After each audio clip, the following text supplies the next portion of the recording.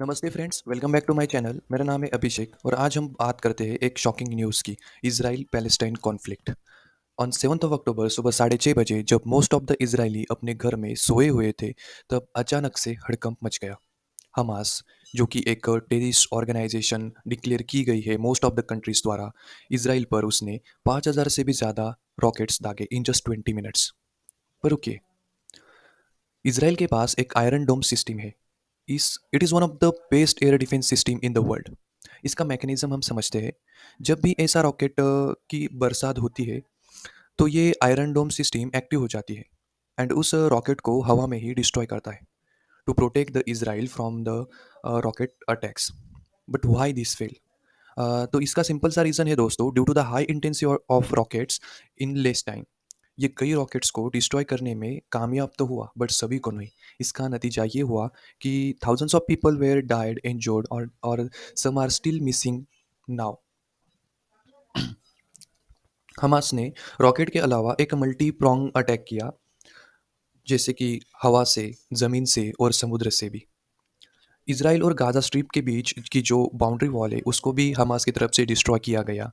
कई पैलेस्टाइनियंस इसराइल के टेरिटरी में घुसते हुए नजर आए। कुछ मोटर पावर्ड हैंग ग्लाइडर से फ्रॉम एयर इसराइल की टेरिटरी में घुसे। समुद्र समुद्र से भी स्पीड बोट से हमला किया गया। Many events happen with in one day. Israeli military base camp को कैप्चर किया गया। एक इजरायली टैंक को भी कैप्चर किया गया। मेनी सिविलियंस मर चुके, इंजर्ड हो चुके। कईयों को तो हॉस्टेज बना के रखा गया है हमास की तरफ से। इसराइल ने रिस्पॉन्स में एक स्टेट ऑफ वॉर डिक्लेयर किया है। इसराइल की तरफ से रिटेलिएशन में हमास पर एयर स्ट्राइक्स की, उसमें थाउजेंड्स ऑफ पैलेस्टाइनियंस की डेथ और इंजर्ड होने की खबरें आ रही है। Now we will look at the location and the conflict. So ये पार्ट है इसराइल का। और पैलेस्टाइन की जो टेरिटरी है वो दो हिस्सों में डिवाइड हुई है। एक है वेस्ट बैंक, दूसरी है गाजा स्ट्रिप। साउथ में है इजिप्ट, ईस्ट में है जॉर्डन और नॉर्थ में है लेबनान और वेस्ट में है मेडिटेरेनियन सी।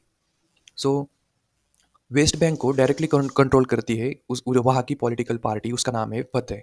और गाजा स्ट्रिप उसको डायरेक्टली कंट्रोल करता है हमास, जो कि एक एक्सट्रीमिस्ट पैलेस्टीनियन ऑर्गेनाइजेशन है, जो मोस्ट ऑफ द कंट्रीज द्वारा बैन हुई है। For example Canada, UK, Australia, Japan etcetera. और कई कंट्रीज इसको लीगल मानते हैं, जैसे कि चाइना, ईरान, रशिया, तुर्की एक्सेट्रा। हमास ने इस अटैक को अल अक्सा फ्लड का नाम दिया है और कहा है कि वो यह सब इसलिए कर रहा है कि इसराइल ने पैलेस्टाइनियंस के ऊपर बहुत सारे अत्याचार किए हैं। इनडायरेक्टली यह एक रिस्पॉन्स है जो अल अक्सा मस्जिद में हुआ था उसका। इसराइल ने इन रिस्पॉन्स में ऑपरेशन आयरन स्वर्ड लॉन्च किया after Hamas surprise attack. Most specific thing यह है कि मोसाद, जो कि इजरायली इंटेलिजेंस एजेंसी है, वो इस हमले को रोकने में नाकाम रही दोस्तों। As per Vicky, Mossad world की सबसे पावरफुल इंटेलिजेंट एजेंसियों में से एक है। यह एक बहुत बड़ा इंटेलिजेंस फेलियर है इसराइल की तरफ से। अब बात करते हैं कि वर्ल्ड के जो टॉप कंट्रीज़ के लीडर्स हैं, उनका क्या रिएक्शन है। जो बाइडन, जो कि यूएस प्रेसिडेंट हैं, उन्होंने भी इस हमले को कंडेम किया और इसराइल के सपोर्ट में खड़े रहे। अब बात करते हैं इंडिया स्टैंड की। प्रधानमंत्री नरेंद्र मोदी ने ट्वीट करते हुए कहा कि deeply shock by the news of terrorist attacks in Israel. अब करंट सिचुएशन ये है जियो पॉलिटिक्स की, कि इंडिया का स्टैंड चेंज हुआ है towards the Israel Palestine conflict. Now India strongly support करता है इसराइल को, कि जो कि इससे पहले नहीं था। इससे पहले इंडिया सपोर्ट करता था पैलेस्टीनियन कॉज को। एट द कंक्लूजन दोस्तों, peace and mutual understanding is the key to normalisation. हमने हिस्ट्री में बहुत सारे वॉर्स देखे, बट उससे किसी को कुछ भी हासिल नहीं हुआ। Thank you.